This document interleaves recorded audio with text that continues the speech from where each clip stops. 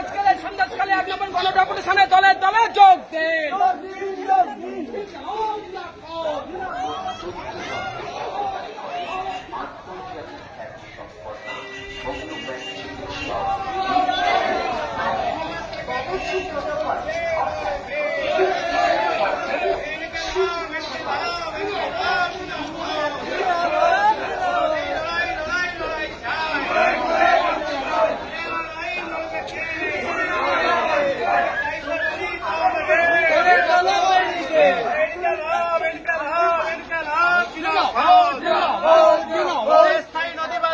দাবিতে ব্লক ডেপুটেশনে দলে দলে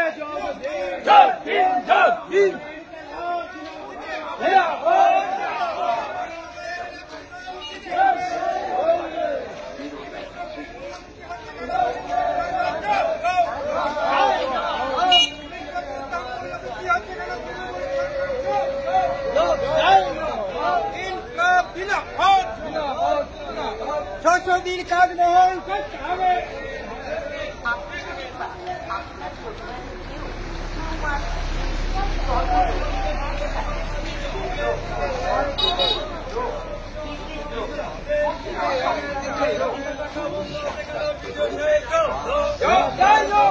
গরিব মানুষের ভাতা টাকা বন্ধ আছে কেন? ভিডিও সাহেব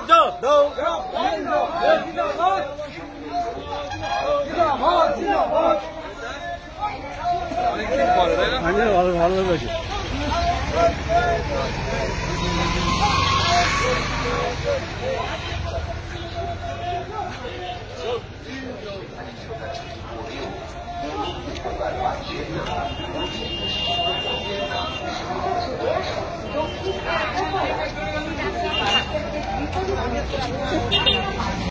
আপনারা সবাই জানেন যে গোটা রাজ্য জুড়ে আমরা বিভিন্ন ব্লক পঞ্চায়েত অফিসগুলোতে ঘেরাও কর্মসূচি ঘোষণা করেছি।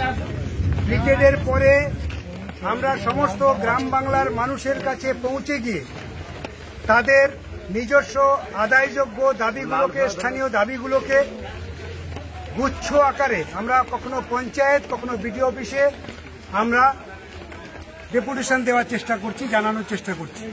আজকের সন্দেশখালী 1 নম্বর ব্লকে বিডিওর কাছে আমাদের ডেপুটেশন ছিল। অন্য অন্য জেলায় যেমনভাবে ব্লকগুলোতে ডেপুটেশন হচ্ছে, এই জেলাতেও সন্দেশখালীতে একই রকমের ডেপুটেশন আমরা দিতে চেয়েছিলাম, কিন্তু আমাদের অভিজ্ঞতা হলো একই রকমের। বিভিন্ন জায়গার পঞ্চায়েতের প্রধানরা পালিয়ে যাচ্ছে ডেপুটেশনের কথা শুনে, বিডিওরাও পালিয়ে যাচ্ছে। আজকের সন্দেশখালী 1 নম্বর বিডিও তাই করলেন। আমাদের এখানকার নেতারা চিঠি দিয়ে জানিয়েছিলেন যে আমরা ডেপুটেশন দিতে আসছি, আমাদের এলাকার কৃষক ক্ষেত মজুরদের কথা আপনি শুনুন, গরিব মানুষের কথা আপনি শুনুন। কেন কাজ পাচ্ছি না আমরা জানতে চাই, কেন ঘরের টাকা পাচ্ছি না আমরা জানতে চাই। এটা ছিল মানুষের বক্তব্য। আজকেরও যখন আমরা বিডিও অফিসে গেলাম, বিডিও অন্য কাজের অজুহাত দেখিয়ে তিনি পালিয়ে গেলেন। তিনি আমাদের কথা শুনলেন না, জয়েন্ট বিডিওকে দায়িত্ব দিলেন। আমরা সব জায়গাতে এই জিনিস লক্ষ্য করছি।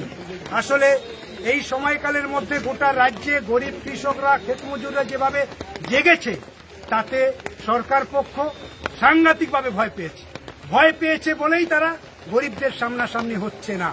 আজকে পাড়ায় পাড়ায় প্রশ্ন উঠছে, জিজ্ঞেস করছে যে আমরা বিডিও অফিসে আগের বারে গেছিলাম, দরখাস্ত হাতে করে নিয়ে গেছি, মায়েরা বলেছিল আমার ঘরটা দিন, আমি খোলা আকাশের নিচে বাস করি, মাটির ঘর, তার নামটাও আজকে আসতে পারলো না। আসবে না আমরা জানি, কারণ এই রাজ্য সরকার ঘরের দুর্নীতির জন্য 12 লাখ মানুষ ঘর থেকে বঞ্চিত হয়েছে। শেষ পর্যন্ত সরকার, এই রাজ্য সরকার নিজে একটা বাজেট অনুমোদন করেছে আর চোরেদেরকে রক্ষা করলো। যারা লুট করলো ঘরের টাকা, তাদেরকে বাঁচানোর জন্য আমার আপনার গরিবের টাকায় বরাদ্দ করে আবার এই 12 লক্ষ মানুষকে ঘরের টাকা দেওয়ার চেষ্টা করেছে।